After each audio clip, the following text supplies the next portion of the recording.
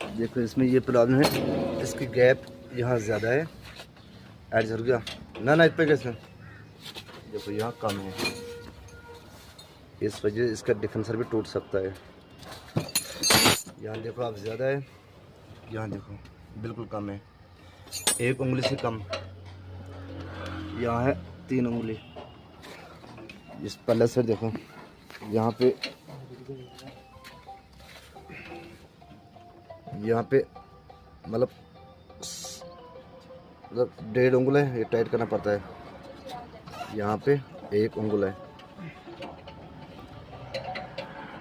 इससे क्या होता है, फिर ब्रेक की परेशानी होती है। एक ब्रेक भी कम लगेगी, एक इसका डिफेंसर भी टूट सकता है।